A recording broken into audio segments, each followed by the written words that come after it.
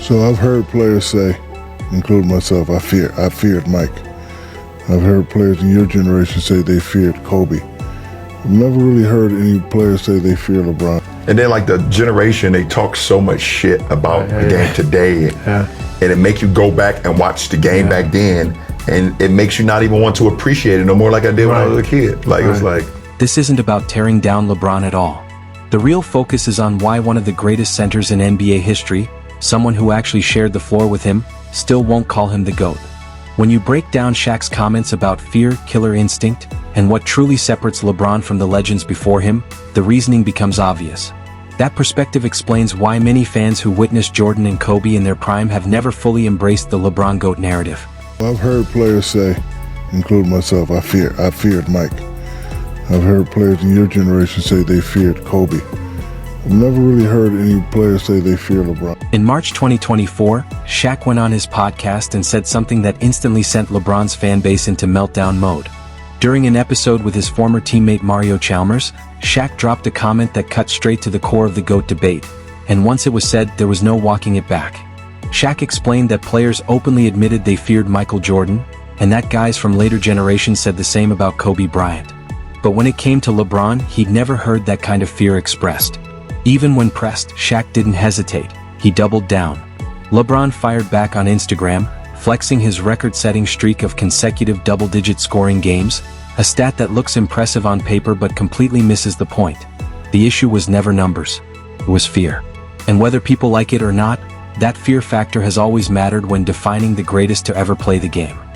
I didn't think players really feared LeBron like they did Jordan. I never heard anybody say it. And it's not that you shouldn't fear LeBron. I just think at the end of the day, LeBron has been through so much that he wanted to be liked. So it was kind of like, he is a nice guy. Yeah, I'm gonna do things now where like people like me, people respect. Mario Chalmers, a two-time champion alongside LeBron in Miami, pushed the point even further, and his explanation said it all. He admitted that players didn't really fear LeBron the way they feared Jordan. Those guys didn't care about being liked or respected off the court. Their only goal was to have opponents lying awake at night, stressed out, knowing they had to guard them the next day. And this isn't some new idea that popped up in 2024. Shaq hinted at the same thing back in November 2011 in his memoir, Shaq Uncut. My Story. What about Kobe and LeBron in their prime? Well, I'll play with both of them, and you know, Kobe has that killer instinct, and I'll probably have to go with Kobe. If you're making $30 million, 80 games is good enough. All right, two more things real quick. Go ahead. So you want me to pay you $30 million to play 30 games? Hell no. Right. No.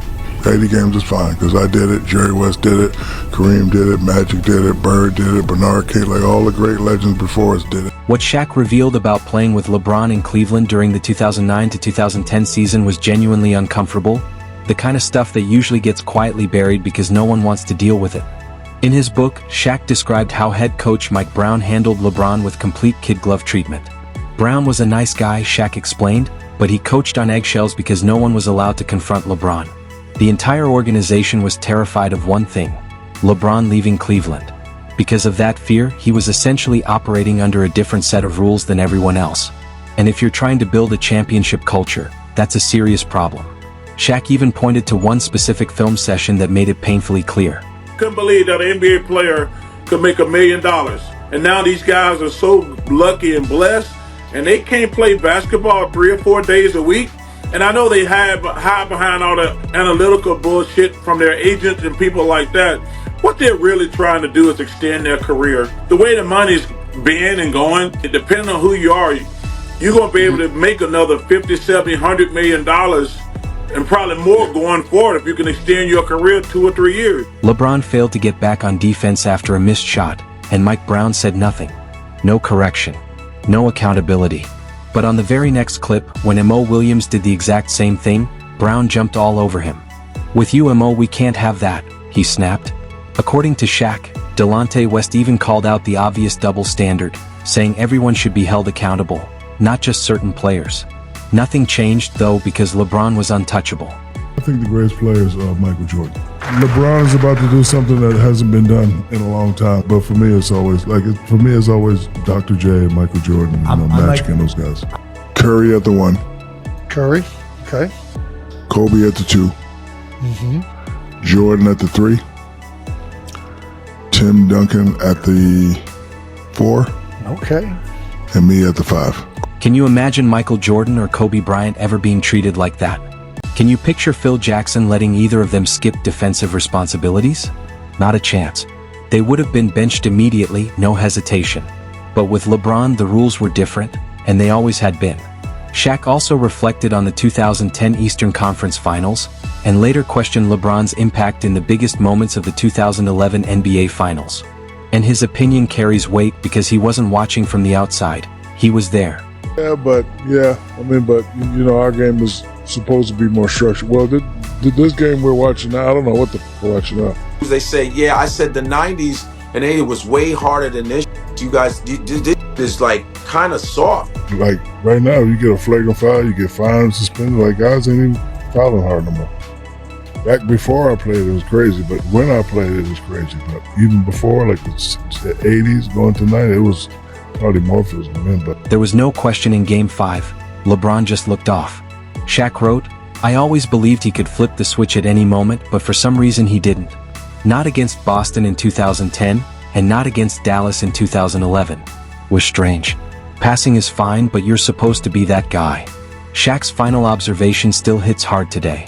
Watching the Dallas series, he pointed out how the offense swung the ball, created a perfect wide-open look for LeBron, and he still kicked it out to Mario Chalmers. That didn't add up. And this critique carries weight. Shaq played with both LeBron and Kobe. He understands championship mentality firsthand.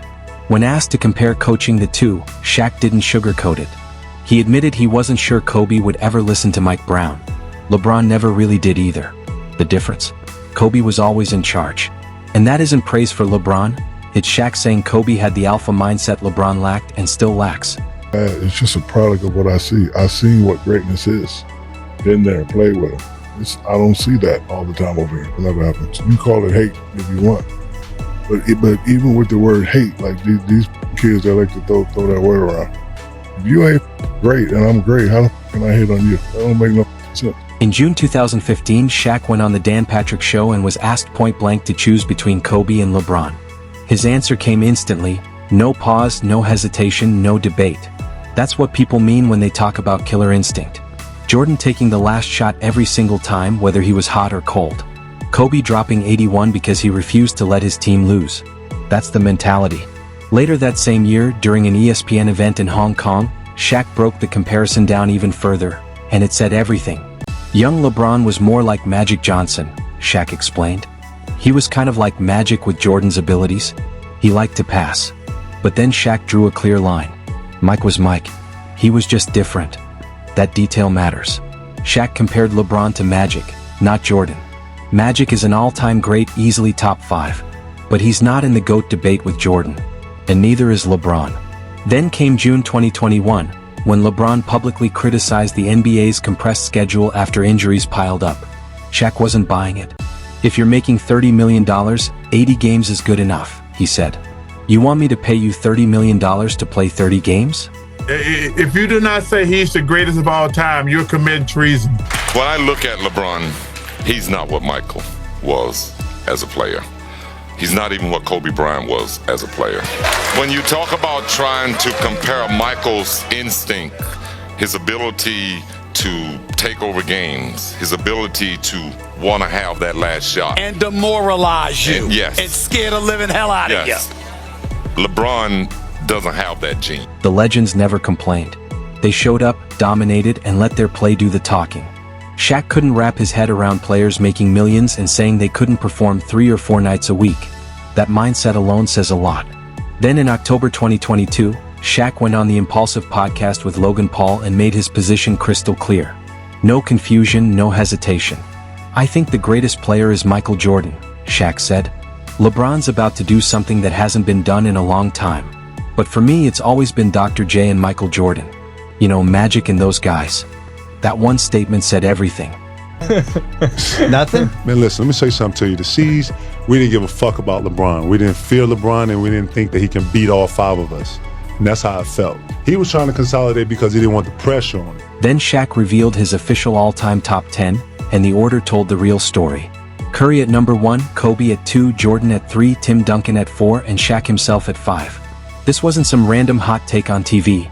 It came from a 15-time All-Star, a 4-time NBA champion, and a 3-time Finals MVP who played alongside both LeBron and Kobe and knows greatness when he sees it.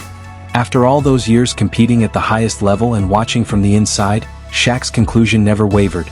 Jordan is the GOAT. Kobe is number 2. LeBron comes in at 3. And perhaps even more telling, Shaq has repeatedly left LeBron out of his all-time starting 5. A choice that speaks louder than any direct criticism ever could. Don't get it twisted. I love LeBron, but no. On the Big Podcast, Shaq broke down why LeBron's longevity stats can be misleading, a detail fans often ignore. When asked if today's NBA is less physical, Shaq didn't hesitate. Yeah, he said, Jordan and Kobe dominated when defenders were allowed to be physical. LeBron? He gets a whistle if someone breathes on him wrong. Shaq didn't hold back his frustration. People get mad. It's just a product of what I see. I've seen what greatness is. LeBron is great, he continued, but he's not Michael. He's not Kobe. He doesn't have what they had and he never will. Hit hard. To be fair, Shaq hasn't always gone one way. On Drink Champs in October 2022, he acknowledged the killer instinct argument. If you don't have killer instinct, how do you get 38,000 points? On the Big Podcast with JJ Redick in 2024, he even called LeBron the greatest young leader I've ever seen, showing the nuance in his stance. Shaq explained, when I got to Cleveland with Bron already had everything under control. I was impressed. This isn't Shaq dismissing LeBron. It's him drawing a line between being an all-time great and being the greatest of all time. LeBron is absolutely an all-time great, a top 3 player with accomplishments we may never see again. But greatest ever? That's different. He never had the fear factor that kept opponents awake at night against Jordan. He never had the killer instinct that pushed Kobe to drop 81 points because losing wasn't an option. Instead of crushing the competition head-on, LeBron helped usher in the super team era, playing in a softer league with inflated numbers. Stack-up mentality, clutch moments, and psychological dominance, and LeBron falls short every time. Shaq's opinion carries far more weight than any ESPN talking head or loud fan online. This is a man with 4 championships, 3 Finals MVPs, and 15 All-Star selections. He dominated in an era far more physical, brutal, and unforgiving than today's game. He played alongside both LeBron and Kobe. He knows the difference firsthand.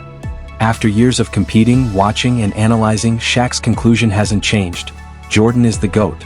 Kobe is number 2. LeBron is number 3. This isn't hate. It isn't disrespect. It's reality, from someone who lived it. The uncomfortable truth Shaq exposes isn't that LeBron is bad or overrated. Despite the stats, the longevity, and the narrative, he still doesn't have what made Jordan and Kobe truly different. He wasn't feared. He didn't demand the ball when it mattered most.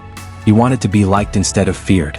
And in basketball, being feared matters more. That's why, no matter how many points he scores or how long he plays, LeBron will never be the greatest. Shaq has been saying this for over a decade.